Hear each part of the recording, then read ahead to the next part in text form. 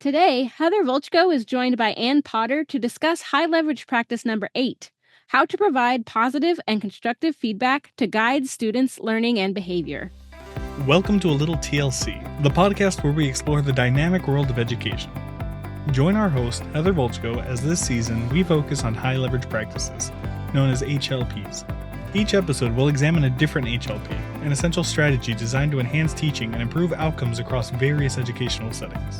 These practices focus on collaboration, assessment, social emotional behavioral support, and instruction, benefiting all K-12 students. I hope you're ready to be both challenged and inspired because this season is all about mastering the HLPs. This is A Little TLC. Provide positive and constructive feedback to guide students' learning and behavior. The purpose of feedback is to guide student learning and behavior and increase student motivation, engagement, and independence, leading to improved student learning and behavior. Effective feedback must be strategically delivered and goal-directed. Feedback is most effective when the learner has a goal and the feedback informs the learner regarding areas needing improvement and ways to improve performance. Feedback may be verbal, nonverbal, or written, and should be timely, contingent, genuine, meaningful, age-appropriate, and at rates commensurate with task and phase of learning. For example, acquisition, fluency, and maintenance. Teachers should provide ongoing feedback until learners reach their established learning goals. For this high leverage practice, we are talking about providing positive and constructive feedback to guide students' learning and behavior. Specifically, this is within social, emotional, and behavioral learning. And with me, I have got Anne. She is our instructional coach for early learners. And so she hangs out a lot with all of our pre-K, kinder, first grade, second grade, all of our littles, and is constantly providing this type of feedback to the students that she is working with as she's supporting the staff that she's partnered with. So Anne, for you, in your context, what does this high leverage practice look like for you? Well, it's good to be here, Heather, and have a talk with you about this because at the end of the day, if I'm not interacting with my littles on what I'm expecting, how I want them to do it, and letting them know when they've mastered and when they've attempted and when they've had success, then I really can't do anything else in my classroom. I come at a lot of this from a perspective of a gen ed teacher who always had challenging friends. And in order for me to not lose my mind, we needed to set up some ground rules and some expectations. And I learned early on that my littles don't come to me magically knowing what school looks like, how to do it, what's expected, when they do it right. They get a lot of feedback for when they make mistakes and when they make poor choices. And my really challenging ones, sadly, a lot of times only ever heard when they made poor choices. To the point they didn't know what a good choice looked like. So by looking at providing the feedback really in a constructive way, it was essential to being able to set up little people that everybody could work with. Mm-hmm.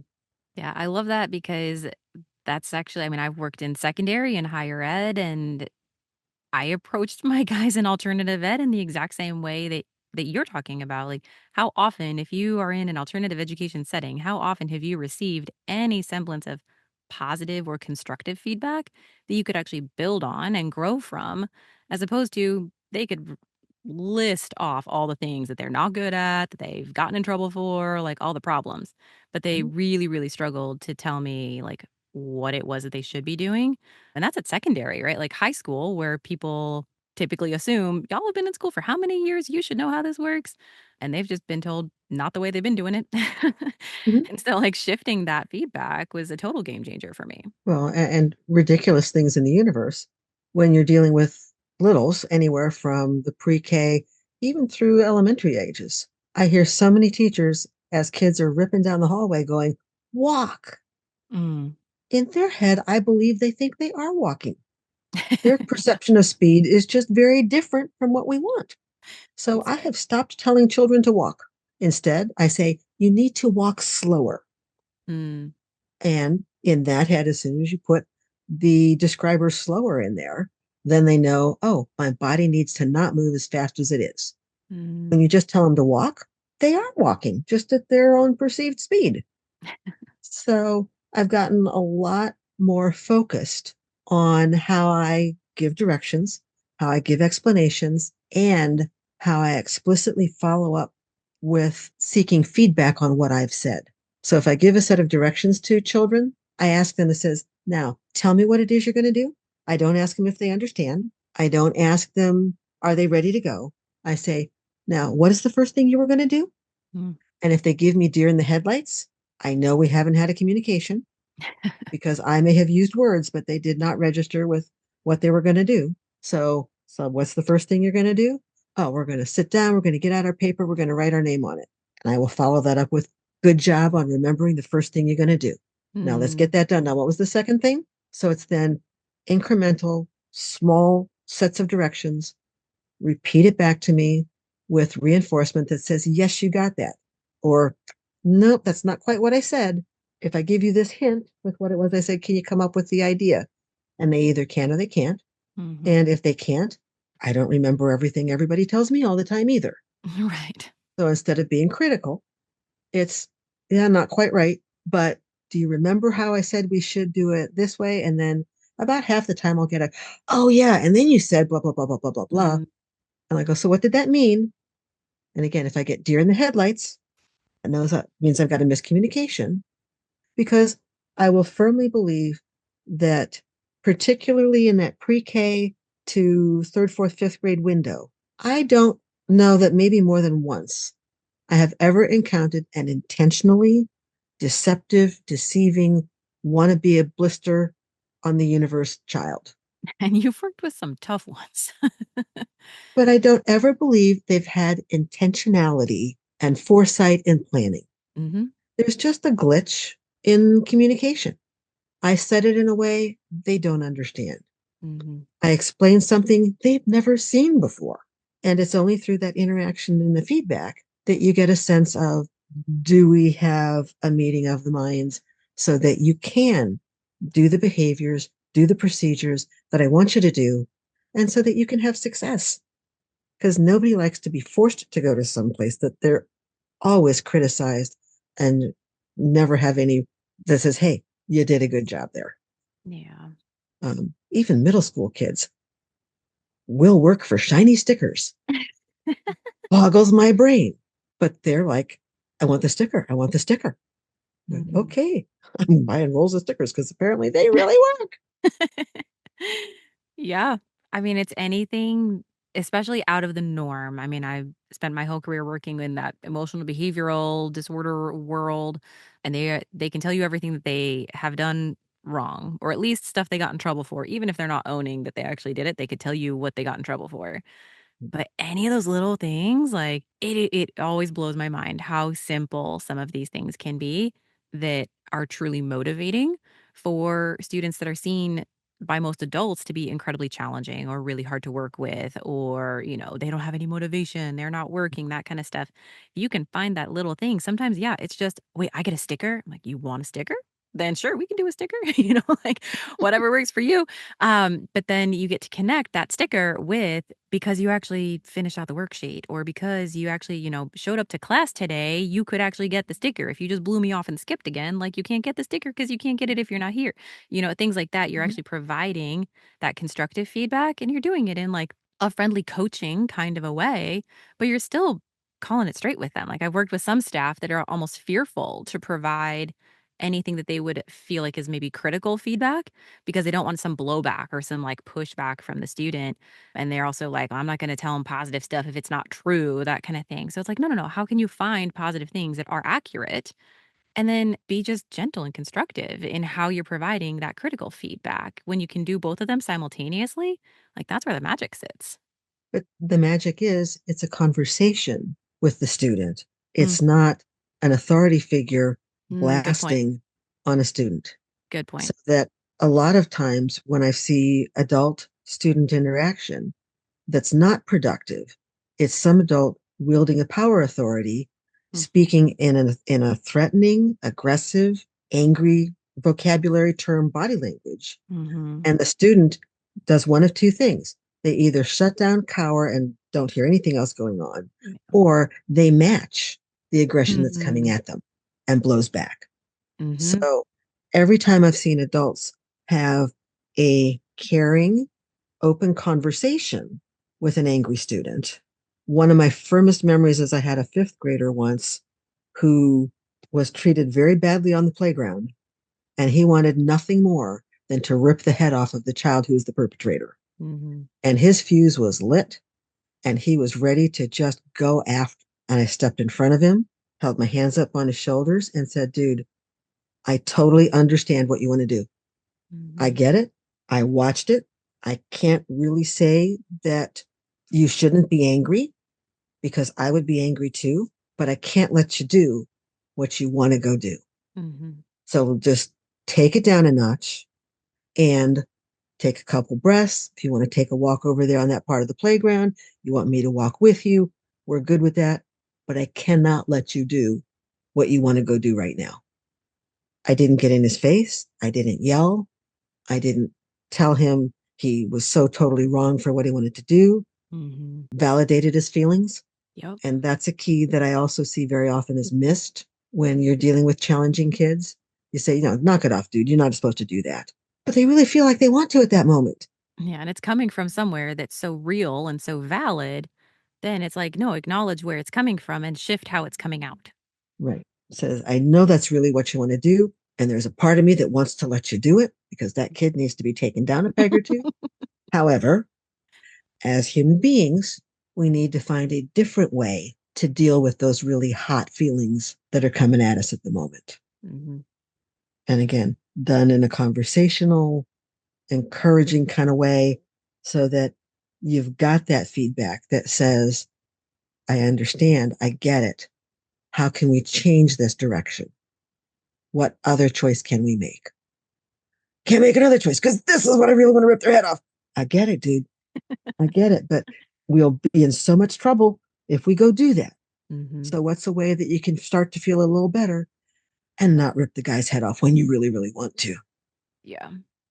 So I know this is a recommendation you and I bring to the folks that we work with on the regular. If it's, how do we break down our feedback in a way that it can actually be constructive and we can walk them through, their learning and shift toward whatever we're trying to help them with. And how can we frame challenging things in positive ways so that it can be better received? It's not that we're being dishonest or that we're being like too soft. It's how can we provide that feedback in a way that it will be received and then they'll be able to actually act on that constructive feedback. So I'm really curious from your perspective.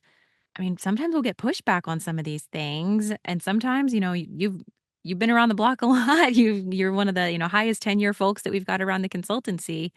What is kind of your belief that this isn't just being too soft? It's not just being a pushover. It's not, call them to the carpet and they need to know what they did wrong and all of that. Like, how is this not just being too soft or being too nice? It's actually being helpful. Well, they need to know what choice they made that's not appropriate. Mhm. But the way I deliver that is going to provide the outcome for whether or not I get a change in behavior. Mm. Very much so, it's that method of delivery. I find very often my challenging kids are often my loudest kids because in their community, in their home space, it's the loudest voice that gets the attention. And because of that, in those kids, I practically never raise my voice at them. I Mm. will drop my voice Yeah. a tone or two so that I come at them quiet. And that confuses the stuffing out of them because they're not used to being talked to quietly. They're used Mhm. to being yelled at. And when they get yelled at, they shut down. So if I come at them quiet, then all of a sudden I'm different and I've got their attention. Mhm. And if I can't engage them, I cannot get a behavior changed. Yeah. Because if I yell, they shut down. It does not matter what I tell to them. It's not making an impact. It's not getting through. It's not going to have any sort of change effect. If I come at them, what could be perceived from the outside as too soft, what I'm really doing is engaging and having an impact. Mhm. And from the outside, if you don't know the kids, you're not going to necessarily see that. It says, why are they not calling that kid on the carpet? Well, because when I call the kid on the carpet, the kid's going to just shut down and flame out even higher than they're already flaming. Yep. If I take it down a notch, then de escalation is happening. And hopefully, through conversation, how to make a different choice is being imparted. Because with my challenging guys, they are not typically intentional on, I really want to be a badass. It's, this is the only thing I know. This is what I have grown up. This is what I have learned. These are the behaviors I have used that have gotten me through life, Yep. that have gotten me to the point at which I am now. If they knew how to do something different, they might. Yeah. But I have to go in on the assumption that they are what they are as they are because that's what they've seen, that's what they know. And you cannot demonstrate behavior you have never seen in your life. Yeah. Thank you for that. Yep. It's so cool listening to you talk about this from the elementary perspective because the way you're describing it is exactly how I work with students in secondary.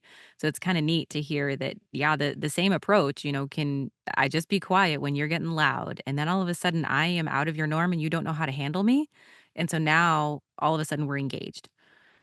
As opposed to like, I know how to deal with this, right? Like, and you can raise me and I can raise you back, like there's none of that that's at play because all of a sudden it's like, wait, what's going on? Like they're truly out of their element and they don't know. I worked with students 18, 19, 20, right? Like they're trying to push through to try to get a diploma out of their, train wreck of a high school career. And they are just now, like I've had students literally on the way out to the bus right before graduation just then having the aha of going, "Oh, I could do this differently. Oh, I could," like, literally at that point. So the same conversations that you're planting the seeds for well back in elementary, I'm having the same conversations with some students that either haven't had those conversations, haven't had them frequently enough, it hasn't landed, it hasn't stuck, it hasn't hit them in a way that they're, like, making their own, and then all of a sudden, like, right before graduation, they're going, "Oh, like, I get it. Like, maybe this is possible." Well, and to just sort of tag on a little bit of your coming across too soft, all of the research says when you are hot and angry, your endorphins are charging at a pace Yeah. where you are not logical, you are not reasonable, you are not receptive to anything other than, I am hot and angry right now. Mhm. So a lot of times it will be, no, I'm not charging at you to correct you. It's like, dude, you are really angry right now. We can't have a conversation. Yeah. Or you have pushed my last button and I am really angry and I can't have a conversation right now. So we both need a little bit of a timeout and then we'll come back at this in a couple of minutes when Yep. all of the body chemistry has chilled down a little bit so that just physically two parties are in a place to have a conversation to impact change. Yeah. I love that. I think we've used the words around here, teacher timeout, going like, I need to put myself on pause because I'm about to say something that I am going to regret. So I need to not do that. And then we will come back to this when I'm a little less hot, Mm-hmm. and I've had those conversations, use those words, modeled walking to my desk, pulling myself together, and then walking back in, jumping back into instruction. And, like I will model for you what it looks like to pull yourself back together and keep doing what we need to do. But then, yeah, we're going to circle back to this conversation and figure out, like, okay, so what happened? I've literally looked students in the face and been like, yep, you got me. I am choosing to keep what I am thinking in my head because I will get in trouble if it comes out of my mouth. You got me. Mm-hmm. I'm not going to say what I'm saying. We'll deal with this later. I'm, You know? I'm taking my adult timeout and I'll get back to you. Yep. And it is just like, I'll own it, right? Like, you got me. You got me. But that doesn't mean that I then need to react and blow back and do what they already know and are kind of expecting when I use those words of being like, you got me. I'm gonna pull myself together and then we're gonna talk about this. They're like, wait, And I what? have had the occasional student who knows exactly where to poke and how to Yeah. poke. Yep. And I'll just look at him and say, okay, I got you. Now, can we move on? Yeah, exactly. I used to get a new students and they'd cuss me up and down and all this, and all the other guys would be kicking back, like waiting, like, okay, okay. And then they'd be done. I'm like, okay, you feel better now? Cool. So here's what we're doing for our lesson. And they were like mind blown. The rest of the class would giggle, like, yeah, that's all right. Welcome, man. Like, you'll get used to it. This is Miss, like that kind of stuff. But it is just that unfamiliar, like non-reactive blowback type of response that they're used to, that then all of a sudden they're like, wait, what? Like genuine confusion. But then that has positioned them to be more receptive, more open. I've been able to have some very real and raw conversations with students that, quite frankly, either former and or current staff have kind of tossed aside as like, that's not going to happen, right? Like they are the hold the feet to the fire. They know what they're doing. You just need to hold consequences and then they'll get themselves in line or we'll just kick them out of here.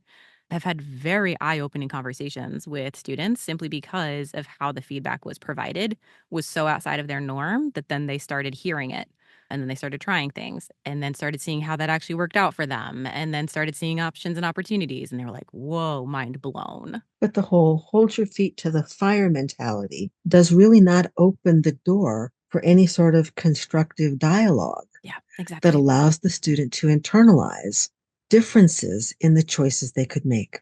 Because at the end of the day, I cannot force any human being to do something they are not willing to do. Now, I can provide them guidance, I can provide them explanations for why choice A is more appropriate than choice B. But at the end of the day, every human chooses between choice A and choice B. As an educator, it's my goal and my intent to say, let me put together a set of instructions, conversations, explanations, so that the person to whom I'm speaking can say, oh, yeah, that kind of makes sense.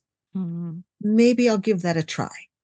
And then when they give it a try, oh my gosh, you better believe I'm going to notice, because those little people who are used to being told they're not doing it, not doing it, not doing it, not doing it, it is so depressing. Yeah. So you got to say, hey, dude, I noticed you walked in line and you did not touch the person in front of you. It may have only been for 3.5 feet, but for 3.5 feet, they had success. Yeah. Maybe next week it'll be 5 feet. And the week after that, we'll get all the way down the hallway. But every journey starts with an initial step. Thank you so much for this perspective. I love that last week we had Manny talking about kind of that respectful learning environment and how that kind of staff student interplay really fuels the culture of that space. But he's young and new in his career, and I love hearing this from your perspective, who's done this with tons of students and all kinds of different settings and schools and needs and all of the things, really echoing the same message. It's really refreshing to kind of hear that from both sides. And I'm so lucky that I get to work with both of you. So thank you so much. Thank you for having me. You asked, we answered, and the virtual door is now open. Join us as our team addresses the questions you submitted and provide valuable insights, tips, and strategies. This is your event. Your thoughts drive our conversation. Be that fly on the wall and immerse yourself in the camaraderie and knowledge exchange that happens inside our consultancy. We want to invite you to head over to thresholdlearning.org, your one-stop destination for all things TLC. Here you'll find this episode's show notes and blog pairing, our entire catalog of ACE-accredited self-paced courses, an ever-expanding bookshelf of resources, and anything else we've talked about. Trust us, there's a ton of benefits waiting for you to explore. Just head over to thresholdlearning.org and prepare for a candid, behind-the-scenes experience as we invite you to eavesdrop on this month's dynamic conversation. See you there! Are you a university looking to enhance your behavior analysis program for your students working in school context? Partner with us to offer supervised fieldwork opportunities that are meaningful to your educators. Our experienced school-based BCBAs provide remote supervision with both synchronous sessions and asynchronous resources that allow students to gain the required hours while continuing their roles in education. With month-to-month scheduling and systematic skill progression tracking, your students will stay on track to pass their licensure exams and advance their careers without disrupting their current jobs. Enhance your program and guide your educator students toward successful careers as school-based behavior analysts. Contact us at supervision@thresholdlearning.org to learn more about this exciting partnership opportunity. Supervision with TLC. Feedback is one of the most powerful tools in a teacher's arsenal, serving not just to correct mistakes, but to guide student learning and behavior in a way that boosts motivation, engagement, and independence. When done right, feedback can lead to remarkable improvements in both learning and behavior. But here's the key: it has to be strategic and goal-directed. It's most effective when students have clear goals and the feedback they receive directly helps them understand where they need to improve and how to get there. Whether it's verbal, nonverbal, or written, feedback should always be timely, genuine, and meaningful, tailored to the student's age and the phase of learning they're in, whether they're just starting to grasp a new concept or refining a skill they've already learned. The goal is to keep providing feedback until the student achieves their learning objectives, ensuring they stay on track and continually progress. There's a widespread myth that high rates of positive reinforcement can somehow damage students' intrinsic motivation or that it simply doesn't work. In reality, positive reinforcement is all about ensuring that when a student's behavior is followed by a reward, something that matters to them, the behavior is more likely to be repeated. Just like with academic skills, to help students master social behaviors, teachers need to give specific, timely feedback. When students make errors in social behavior, it's crucial to guide them towards the right behavior by pointing out the social skill they should have used. For example, if a student displays appropriate social behavior, feedback should not only acknowledge their effort, but also tie it back to classroom expectations. The notion that students should always be intrinsically motivated is a bit unrealistic. Intrinsic motivation happens when an activity is inherently rewarding, like playing a favorite game. However, many tasks, like writing reports or solving algebra problems, aren't naturally exciting. Instead, special educators should use rewards or recognition to encourage students. The goal is for students to engage in challenging tasks not because they find them intrinsically motivating, but because they understand that completing these tasks will lead to desirable outcomes, like extra free time or praise from parents. This approach helps students develop a self-regulation and recognize the value of their efforts beyond immediate enjoyment. The high leverage practices, or HLPs, aim to identify essential techniques that are so crucial that every teacher should integrate them into their daily routines. While all 22 high leverage practices are valuable, some stand out for their foundational importance and their role in supporting other practices. One such practice is high leverage practice 8, providing positive and constructive feedback. This practice is so central that it appears in both the social, emotional, behavioral domain and the instruction domain. This dual presence underscores its fundamental role. Feedback is essential for both teaching and behavioral management. Effective teaching and behavior management cannot occur without quality feedback on student performance. It's through this feedback that students and educators gain vital insights into whether their performance meets expectations.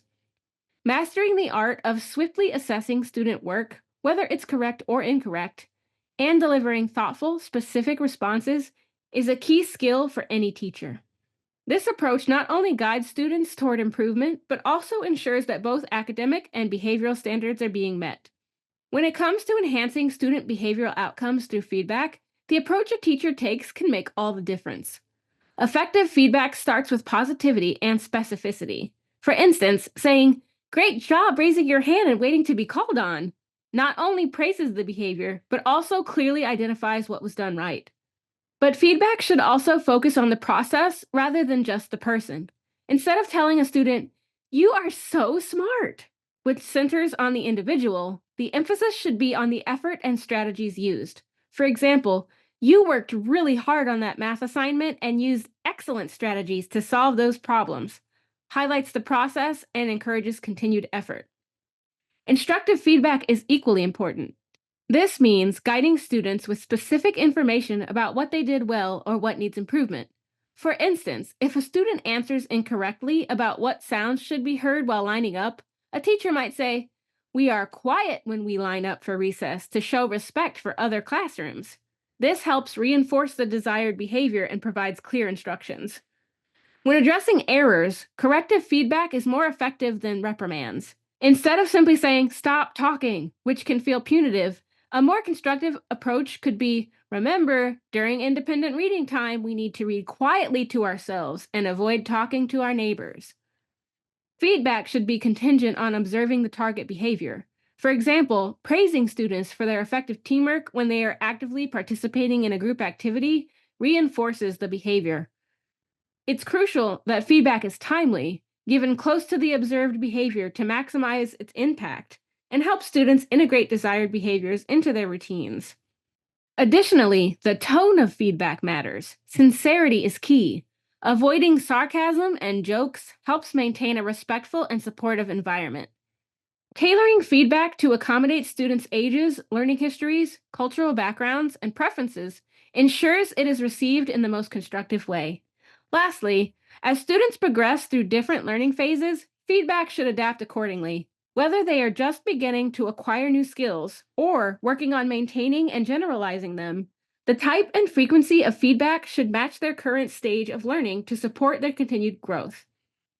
To truly support teachers in mastering the art of effective feedback, school leaders need to take a proactive and hands-on approach. Start by offering targeted instruction, professional development, and coaching focused on the different types of feedback and their applications. This training should empower teachers to use feedback effectively in diverse classroom situations. But supporting teachers goes beyond just providing resources and training. It's essential to model the feedback process by offering constructive feedback on their implementation practices.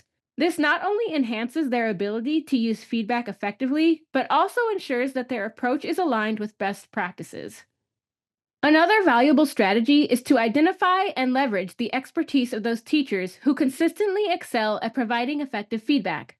By integrating these skilled educators into peer coaching systems, you can create a culture of excellence and shared learning within your school.